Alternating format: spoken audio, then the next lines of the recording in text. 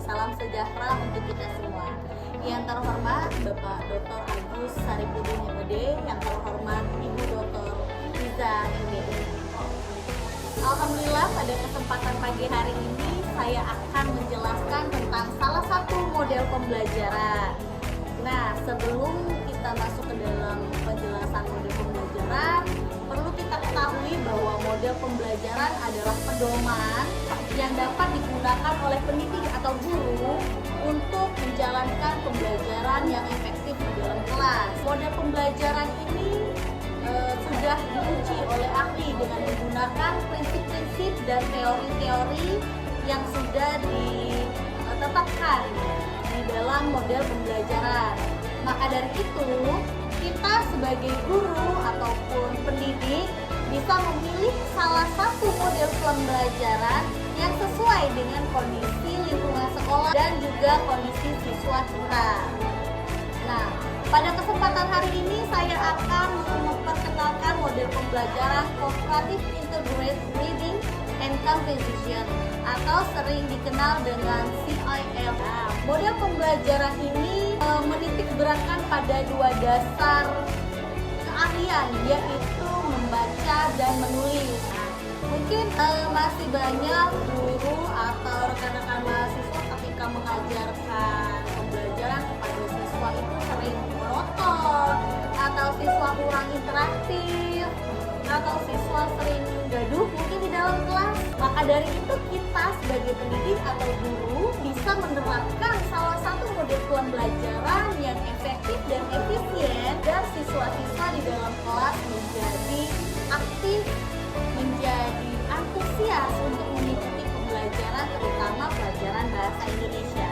Baik, saya akan menjelaskan sedikit tentang model pembelajaran Cooperative Integrated Reading and Comprehension ini atau CILC ini. Jadi di dalam model pembelajaran ini terdapat sintak-sintak yang bisa kita lakukan guna terciptanya pembelajaran yang efektif dan menarik seperti itu. Jadi siswa itu didasari dengan mampu atau memiliki kemampuan membaca. Lalu hasil dari bacaan yang dia baca, yang mereka baca itu mereka tuangkan ke dalam tulisan. Nah, di dalam sintak-sintak model pembelajaran ini yang sesuai dengan kurikulum kita saat ini, yaitu kurikulum Merdeka, itu ada beberapa. Yang pertama itu orientasi.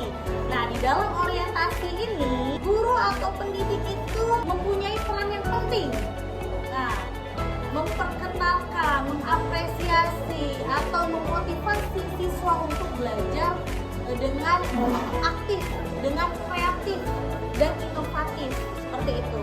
Jadi, guru memberikan pertanyaan-pertanyaan memancing untuk siswa atau peserta didik tersebut. Misalnya, saya pernah mengajarkan siswa saya itu cerpen. Guru atau pendidik bisa memberikan pertanyaan-pertanyaan tematik. Misal, contohnya, apa kalian pernah membaca teks cerpen? Atau kalian pernah tahu apa itu teks cerpen? Mungkin dengan pertanyaan-pertanyaan seperti itu.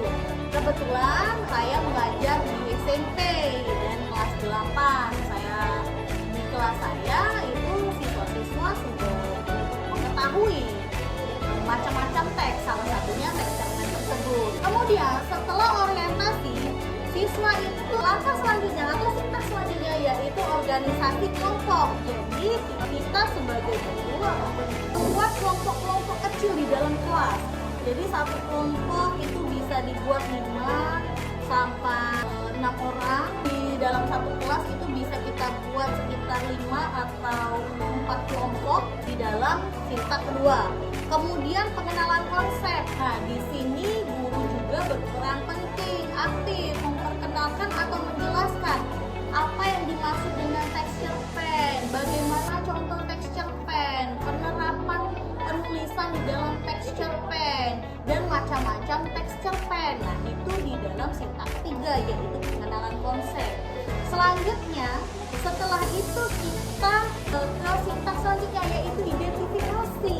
Nah, di dalam identifikasi ini, siswa atau peserta didik itu dituntut untuk menemukan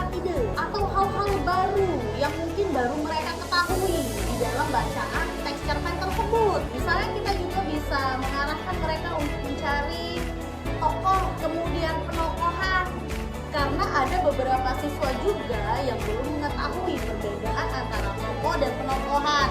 Nah, itu bisa mereka temukan di dalam teks tersebut. Kemudian tema, latar, alur, mereka bisa menemukan hal-hal tersebut di dalam teks cerpen yang sudah dibagikan oleh guru. Jadi setelah mereka dibagi kelompok tadi, guru juga memberikan selembar kertas yang berisikan teks cerpen pada kelompok-kelompok siswa tersebut. Kemudian mereka mengidentifikasi ide di dalam teks itu apa saja yang ada di dalam teks tersebut. Nah, siswa bersama-sama dengan kelompoknya itu bisa mengidentifikasi teks tersebut. Kemudian setelah mereka diberi kesempatan untuk mengidentifikasi isi dari teks yang sudah dibagikan tersebut, mereka mendiskusikan. Nah, di sini mendiskusikan, langkah selanjutnya, sintaks selanjutnya itu mendiskusikan. Nah, mereka mendiskusikan isi dari teks tersebut atau menyamakan persepsi di dalam kelompok-kelompok mereka.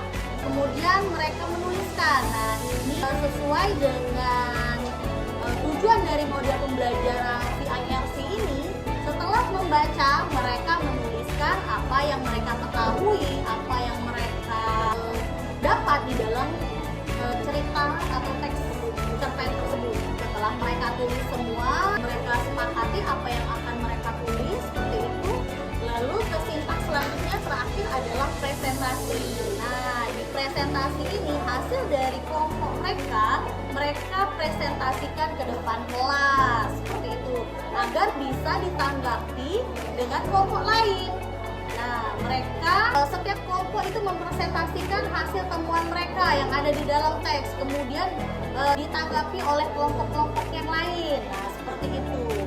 Nah, itu tetap menggunakan peran penting seorang guru karena jalannya diskusi dan jalannya presentasi di dalam kelompok tersebut, peran guru itu sangat penting agar tidak ada kegaduhan yang ada di dalam teks cerpen tersebut, di dalam presentasi tersebut. Kemudian setelah itu evaluasi.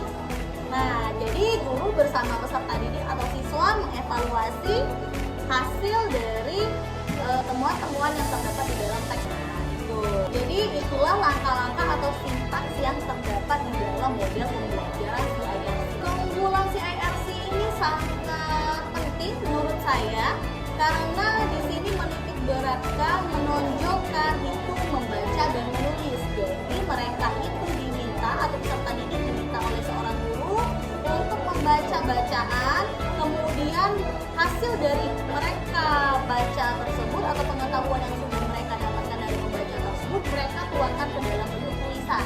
Nah, di situ bisa bertujuan, bisa pikir kritis seperti itu. Mereka bisa lancar membaca, menulis, dan mereka juga dilatih untuk berpikir kritis seperti itu. Nah, itu dari tujuan pembelajaran ini. Kelebihan, kekurangannya mungkin memang kekurangan dari model pembelajaran ini tidak semua siswa itu lancar membaca, tidak semua siswa itu bisa membaca kritis. Nah, maka dari itu itulah peran guru tadi, membagi mereka ke dalam kelompok-kelompok agar mereka itu bisa saling mengaji, bisa saling memberi arahan kepada siswa-siswa yang masih kurang tadi. Jadi di dalam kelompok tersebut siswa yang pintar atau siswa yang sudah lancar membaca, terutama membaca kritis, itu bisa mendominasi dari teman yang masih kurang bisa membaca atau kurang bisa membaca kritis seperti itu untuk diajari. Nah, di situ juga terdapat keunggulan model pembelajaran ini. Jadi siswa tersebut bisa bersosialisasi dengan baik. Jadi tidak meremehkan teman yang tidak bisa. Mereka justru mengarahkan atau beritahu bagaimana proses pembelajaran atau bagaimana membaca kritis tersebut. Nah, itu keunggulan dan kekurangan dari model pembelajaran ini. Tapi menurut saya model pembelajaran ini sangat efektif diterapkan di pelajaran bahasa Indonesia. itu saja yang dapat saya sampaikan.